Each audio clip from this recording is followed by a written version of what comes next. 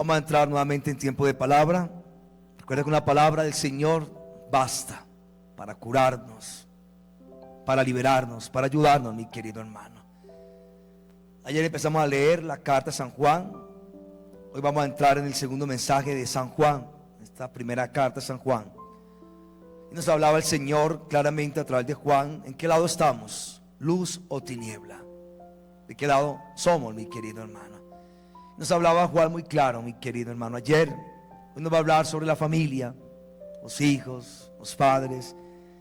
Esa lectura también va muy afín con la lectura del 28 de diciembre, el Día de la Familia, de los santos inocentes, que se hablaba en Eclesiástico sobre honrar papá, honrar mamá. Se hablaba sobre el Salmo, la segunda lectura, lo que hablaba esa lectura sobre la familia, mi querido hermano. Vamos a escuchar lo que hoy nos va a hablar el Señor a través del apóstol Juan.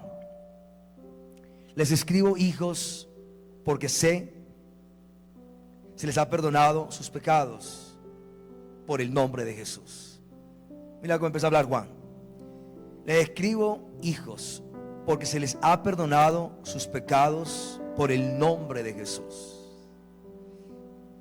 Mira la razón por la cual está escribiendo. Él va a escribir por esta razón. Va a escribir a los padres, va a escribir a los jóvenes, va a escribir a los hijos. O sea, él se va a tomar el tiempo para escribir. Mire, le escribo a ustedes por esto, a ustedes por esto, y a ustedes por esto. Y este es el mensaje. Así va a hablar Juan, mi querido hermano. La primera parte que Juan dice: les escribo porque se les ha perdonado los pecados en el nombre de Jesús. Solamente en el nombre de Jesús se pueden perdonar los pecados, mi querido hermano. Por eso lo dijo: el Hijo del Hombre tiene poder y autoridad para perdonar pecados. Por eso Juan, cuando vio a Jesús, dijo: Él es el Cordero de Dios, el que quita los pecados del mundo. Entonces Juan dice: sus pecados han sido perdonados en el nombre de Jesús. Y es verdad, mi querido hermano, todos nuestros pecados fueron ya perdonados en el nombre de Jesús. Este día escuchaba algo que me llamó mucho la atención de alguien, y decía algo muy interesante, mi querido hermano. Esta persona decía esto: decía que uno tiene que estar en el combate o en la guerra correcta. Decía este hermano, en la guerra correcta. Y decía él: contra el diablo ya Jesús peleó y lo venció en la cruz. Esa guerra ya está ganada, decía el hermano. Ese combate ya Jesús lo dio y ya venció al diablo en la cruz. O sea, el diablo está vencido por Jesucristo. Ese combate no es nuestro. Ya Jesús venció al diablo. Esa guerra, esa batalla no es nuestra. También decía: contra el pecado, ya el pecado está vencido. Jesús lo venció en la cruz también. Te decía él: tú y yo tenemos solamente una batalla o una guerra o un combate, y el de la fe. Lo que Pablo dijo: peleen la buena batalla de la fe. Y a veces peleamos unas batallas que no son nuestras. Ya fueron peleadas, ya hay victorias. ¿Quién venció al diablo? Jesús. ¿Quién venció al pecado? Jesús. Ahora, ¿cuál es nuestra guerra o nuestro combate a diario? Es en la fe. Ahora, ¿qué es la fe? La fe es la confianza en Dios, de saber que Él está, puede, quiere y hará, mi querido hermano. Esa es nuestra pelea. Pero Pablo dijo, peleen la buena batalla de la fe. Peleenla. O sea, no hay que pelear contra el diablo. Ya Jesús peleó contra el diablo y lo venció. Contra el pecado tampoco. Ya fue vencido por Jesucristo. Hay que pelear la batalla de la fe. La fe en Jesucristo, mi querido hermano. Y eso no es fácil, esta pelea que vamos a enfrentar contra realidades, mi querido hermano, fuertes. Pero estamos llamados a pelear este combate. Pablo lo dijo: peleen el combate de la fe. Peleenlo. Ahora, ¿cómo se pelea esto? Estando continuamente con Jesús. Todos los días te levantas, entras a tu cuarto o tu lugar secreto o tu cuarto de guerra. Vives Mateo 6:6, donde Jesús dijo: cuando vayas a orar, entra en tu cuarto, cierra la puerta y habla con tu Padre. Y tu Padre, que te ve y te escucha en lo secreto, te va a recompensar en público. Vas a entrar a esa oración personal todos los días. Si eres católico, irás a misa, vas a comulgar, te vas a confesar con frecuencia, vas a hacer el Santo Rosario, mi querido hermano. Es el combate de la fe. a diario. Vas a practicar las 14 horas de misericordia. Es el combate a diario. Vas a perdonar, vas a pedir perdón. Es una pelea a diario, mi querido hermano. Aquí Juan está escribiendo.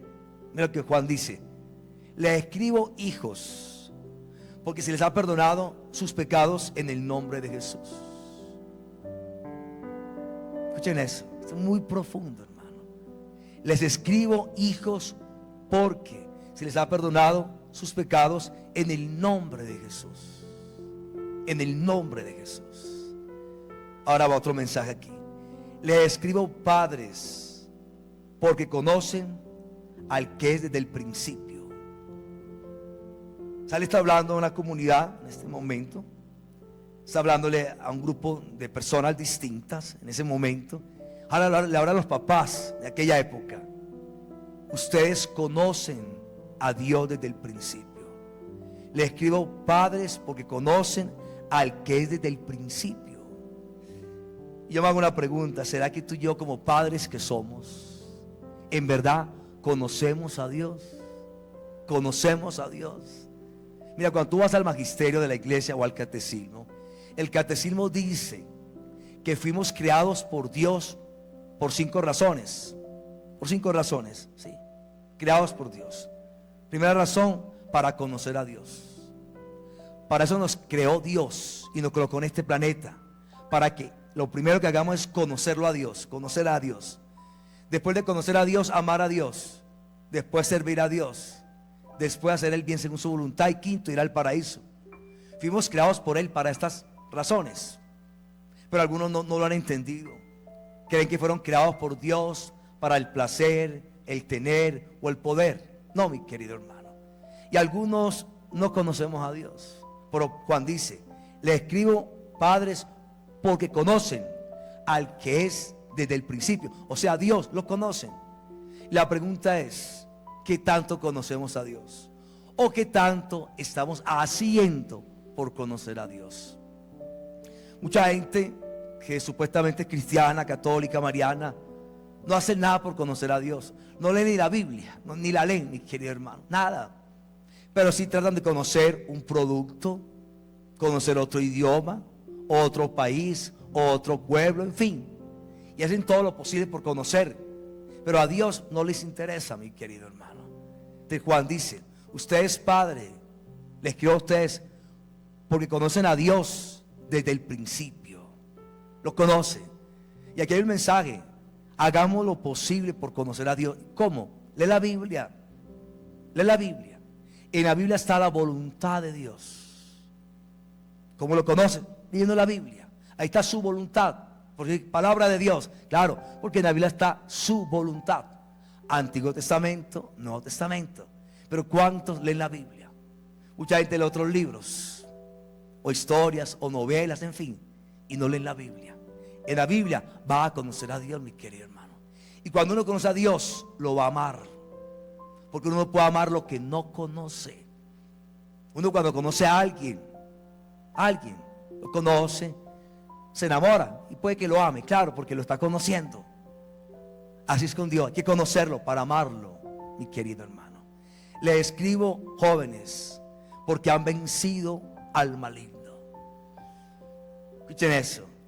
Ustedes han vencido al maligno. Está hablando a jóvenes de aquella época, Juan. Jóvenes que fueron capaces de vencer al maligno. Fueron capaces de vencerlo. Y eran jóvenes. Ahora decimos, está perdida la juventud, decimos hoy en día. Pero todo joven es capaz de vencer al maligno en el nombre de Jesús. Es capaz, mi querido hermano. Claro que sí. Está hablando Juan. Ustedes han vencido al maligno. ¿Qué dice el apóstol Pedro? Dice el apóstol Pedro: el diablo anda como un león rugiente buscando a quien devorar, pero resistir en la fe y él va a huir de vosotros. Claro, el diablo anda buscando a los jóvenes para devorarlos. Pues ese joven se enfrenta con Satanás en el nombre de Jesús, y en su fe en Jesús, el diablo que va a retroceder, mi querido hermano. Le escribo, jóvenes, porque han vencido al maligno. O sea, si es posible que un joven venza al maligno. Claro que es posible, en el nombre de Jesús. Claro que sí. Claro que sí. Ahora un joven, si no está con Jesús, no va a vencer al maligno. El maligno a él lo va a vencer. Joven, los jóvenes que tienden a, tú sabes, las drogas, la música, la lujuria, la pasión, en fin, la juventud, mi querido hermano. Si el joven está con Jesucristo, va a vencer al maligno. Sin Cristo, el maligno a él lo va a vencer. Juan está escribiendo a ciertos jóvenes que han logrado vencer al maligno en el nombre de Jesús. Le escribo hijos porque conocen al Padre. Dice una parte en la Biblia, dice así: la mejor herencia que un padre puede dar a sus hijos es el conocimiento de Dios. Dice la Biblia. Es lo que dice la Biblia. La mejor herencia que un padre puede dar a sus hijos es el conocimiento de Dios. No dice la Biblia que la herencia es plata, o fincas, o tierras, o empresas, o oro. No, no, no, no. El conocimiento de Dios. Estos hijos han conocido al Padre porque sus padres le hablaron ¿de quién? De Dios, mi querido hermano. Ahora, los que somos papás, ¿qué tanto le hablamos a los hijos de Dios? Para que su hijo conozca a Dios. A veces los papás hoy en día están preocupados por todo menos que conozcan a Dios. Preocupados porque tengan una buena educación, hagan algún deporte, aprendan otro idioma, entren a academias de fútbol, en fin, nada de eso es malo. Pero no están preocupados porque conozcan a Jesús, a Dios, mi querido hermano. Cuando la herencia es el conocimiento de Dios. Le he escrito, padres, porque ya conocen al que existía desde el principio. Le he escrito, jóvenes, porque son fuertes y la palabra de Dios permanece en ustedes y han vencido al maligno. Mira cómo ahora lo habla de una manera más detallada. Bendito sea Dios. Les he escrito, jóvenes, porque son fuertes y la palabra de Dios permanece en ustedes y han vencido al maligno. La palabra de Dios, que es tan importante, que es la espada, mi querido hermano. ¿Sabías tú que la palabra es la espada?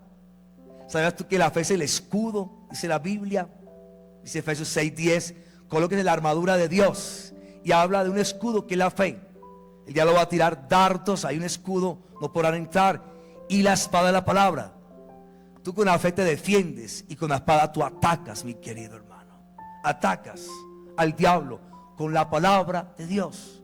Jesús, si vas a Lucas capítulo 4, Jesús le habló al diablo y le dijo: diablo, no solamente de pan vive el hombre, sino de toda palabra que sale de la boca de Dios.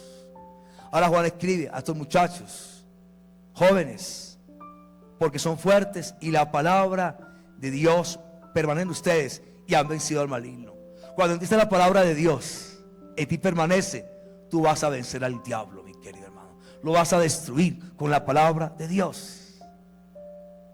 No amen al mundo, ni lo que hay en el mundo. Si alguno ama al mundo, no está en el amor del Padre. Mira esta advertencia que hace Juan a esta comunidad. No amen al mundo, ni lo que hay en el mundo. ¿Y qué es lo que tú y yo amamos? A veces lo que está en el mundo. O sea, cuando hablo del mundo no estoy hablando del planeta. El planeta hay que quererlo, es una bendición, es la casa común, mi querido hermano. Sino a veces amamos lo que está en el mundo, cosas que no son buenas, que no nos convienen, que nos hacen daño, que nos perjudican, mi querido hermano. Y eso amamos.